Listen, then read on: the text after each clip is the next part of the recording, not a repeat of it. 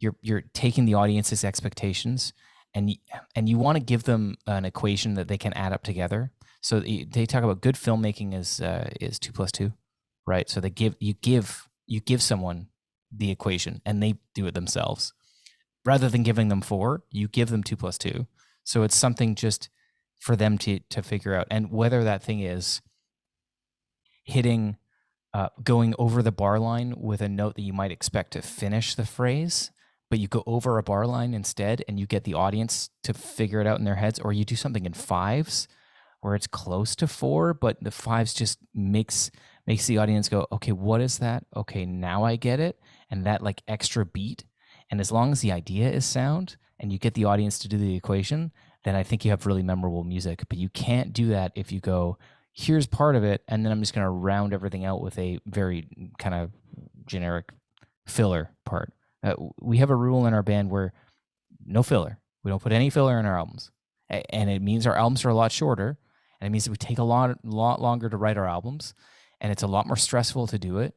But no filler. So we don't put in an instrumental track. Not since we had an instrumental track, I think, on our first and our second albums, and that was as close as we got to filler. But I still thought that those were good ideas.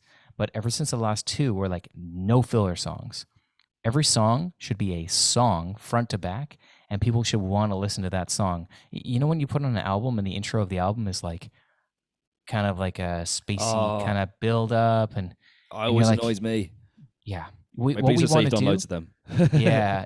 What we want to do is give you exactly what you're looking for immediately, and have you do 2 + 2, and then keep that going, keep the intensity up as much as we can until we know that the audience is going to be like, you know what, I'm tired of this, and then you give them reprieve. So just balancing the audience's expectations and sometimes exceeding them, going crazier than they think that you could go, and going more not chill, but like adding a lot more wide range of dynamics, so that the audience doesn't really know what to expect, but they know what to expect in a way.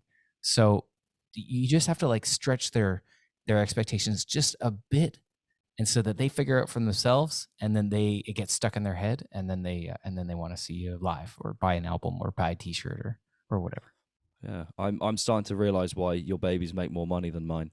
That makes total sense. Yeah. So I was wearing I just got changed out of a Walmart T-shirt. I'm not doing that great, but we're doing okay. Yeah, well, I mean, you know, yeah, I this is like I think this is Primark, which is like, I'm gonna guess the equivalent over here, pretty much clothes wise. Like, yes. Yeah. So it's yeah. No, I know what you mean. It's trying to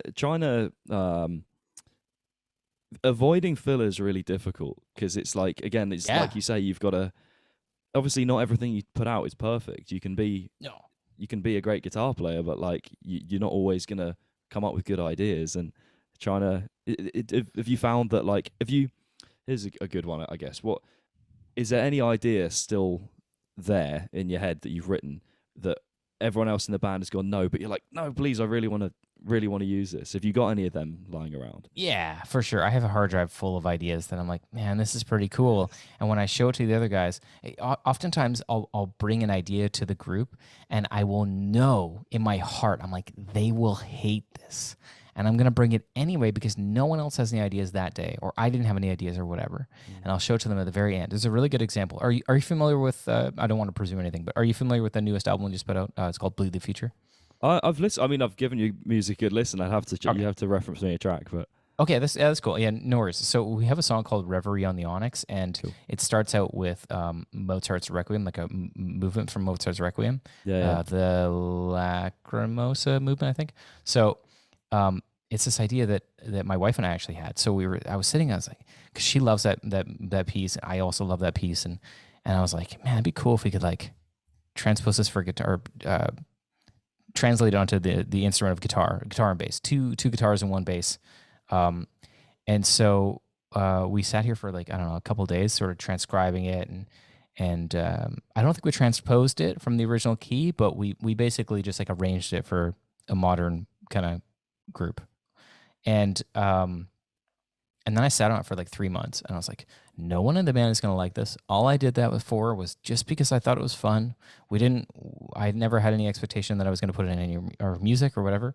But I had like this thing in the back of my head. I'm like, I could show it to them, but I know they're going to hate it. And I brought it to the jam space one time, and the last part of the day, and I was like, I have one idea. I don't know if you guys are going to like it. I showed it to them, and everybody's like, yeah, that's fucking awesome. We should totally use that. I was like, that's the best feeling. What? Like, I still think that I got away with something. I still feel like I'm like, are you guys hearing it though? Like, are you sure you don't like dislike it like a lot? Because I almost convinced myself that I didn't like it because I thought that they weren't going to like it. You know what I mean? I thought it was great, but that kind of stuff where you have like those expectations, that stuff is, yeah. I mean, it's always good to sort of be vulnerable and show somebody. If you're in the right group and you have trust in the other members and everybody has the same vision, which is what we have. We all have the same vision. We want to be, the fastest technical death metal band in the world. That's our vision. We want to be the most extreme and but also have melody and also have catchiness and have hooks and be fun to go see live. And it's like, that's what we want. And so if everybody has the same sort of trust in each other and everybody has the same sort of expectations and goals, then you can be a bit vulnerable and be like, here's this riff I wrote. It's not great. And then you have to be okay with whatever comes back at you because you know it's coming from a place of let's make the best music possible. And it takes a long time to develop that trust, for sure.